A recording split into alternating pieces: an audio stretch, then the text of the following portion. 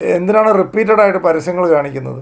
റിപ്പീറ്റഡായിട്ട് പരസ്യം കാണിക്കുന്നത് നമുക്ക് ചിലപ്പോൾ തോന്നും ഇവർക്ക് തന്നെ വട്ടുണ്ടോ, ഒരു പ്രാവശ്യം കാണിച്ചാൽ പോരെ. നമ്മളൊരു പുതിയ സോപ്പ് വന്നു, ആ പുതിയ സോപ്പ് വന്നതെന്ന് പറഞ്ഞ് എല്ലാവരും ഒന്ന് അറിയിച്ചാൽ പോരെ, എല്ലാവരും പോയി മേടിച്ചോളൂല്ലേ.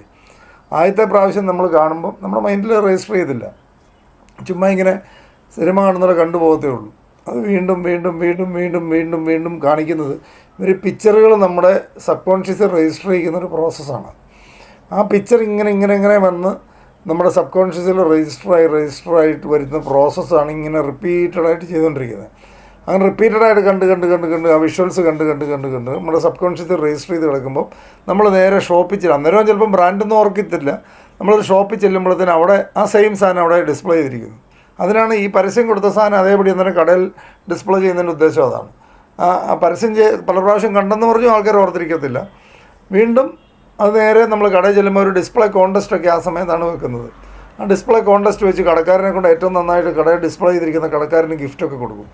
അപ്പോൾ കടക്കാരൻ ഏറ്റവും നന്നായിട്ട് അത് ഡിസ്പ്ലേ ചെയ്ത് വെക്കും. അപ്പോൾ നമ്മൾ പരസ്യം ഇങ്ങനെ റെഗുലറായിട്ട് അവർ കൊടുത്തുകൊണ്ടിരിക്കും.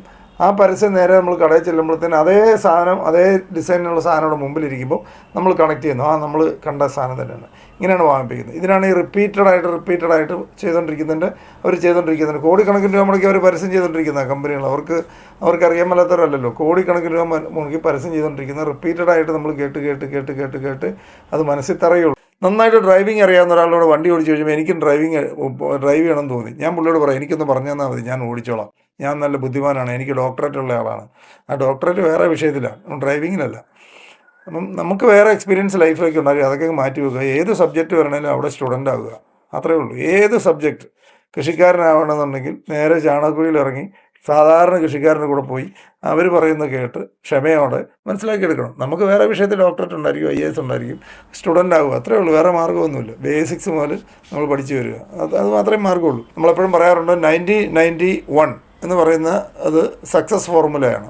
ഈ 90-91 എന്താണെന്ന് വെച്ച് കഴിഞ്ഞാൽ അതിരാവിലെയുള്ള സമയം 90 മിനിറ്റ് 90 ദിവസം ഒരു സിംഗിൾ ഫോക്കസിൽ ഒരു പ്രൊജക്റ്റിലേക്ക് ഫോക്കസ് ചെയ്ത് കഴിഞ്ഞാൽ നമ്മുടെ മൈൻഡ് സെറ്റായി, അതിനകത്ത് നമ്മൾ ബേസ് ഉറച്ചു എന്നർത്ഥം. 90 ദിവസം അതിരാവിലെയുള്ള സമയം 90 ദിവസം 90 മിനിറ്റ് ഒറ്റ ഫോക്കസ്, ഒരു പുതിയൊരു കാര്യത്തിൽ നമ്മൾ ഫോക്കസ് ചെയ്ത് കഴിഞ്ഞാൽ നമ്മുടെ മൈൻഡ് അതിനകത്ത് സെറ്റായി കിട്ടും. അതും പല ആൾക്കാരും കംപ്ലീറ്റ് ചെയ്യത്തില്ല. പല ആൾക്കാരും എന്താണെന്ന് വെച്ച് കഴിഞ്ഞാൽ അവർ 89ാമത്തെ ദിവസം നിർത്തിപ്പോകുന്ന ഒരു ഇഷ്ടംപോലെ ആൾക്കാരുണ്ട്. ഒരു 90 ദിവസം പറ്റില്ല. അത് നമ്മുടെ പ്രശ്നമാണ്. നമ്മൾ അതിനകത്ത് നിൽക്കണം. അത് ഓഫ് ഓൺ അല്ല ഞാൻ പറയുന്നത്. അത് രാവിലെ നമ്മുടെ എല്ലാ അവയവങ്ങളും നമ്മൾ കൂടുതൽ അബ്സോർഷൻ വളരെ കൂടുതലാണ്. രാത്രി നമ്മുടെ എല്ലാ ഓർഗൻ ക്ലിയറിങ് നടക്കുന്നുണ്ട്. നമ്മുടെ എല്ലാവരുടെയും അവയവങ്ങൾ രാത്രിയിൽ റെസ്റ്റ് എടുക്കുക. രാത്രി ഉറങ്ങുക എന്ന് പറഞ്ഞാൽ ശരീരത്തിന് റെസ്റ്റ് കൊടുക്കുന്നൊരു സംഭവമാണ്. ശരീരത്തിന് റെസ്റ്റ് കൊടുക്കണമെങ്കിൽ തലേദിവസം രാത്രി 11 മണിക്ക് മൂക്കുമുട്ട കഴിച്ചാൽ ശരീരത്തിന് റെസ്റ്റ് കൊടുക്കുന്നില്ല. അവിടെ കിടന്ന് നമ്മൾ 10 മണിക്കൂർ ഉറങ്ങിയാൽ റെസ്റ്റൊന്നും ഉണ്ടാകത്തില്ല. ഏറ്റവും ലോഡ് കുറച്ച് വൈകുന്നേരം കഴിക്കുക. ലോഡ് കൊടുക്കരുത്. വൈകുന്നേരം ഒരു കാരണവശാലും ലോഡ് കൊടുക്കരുത്.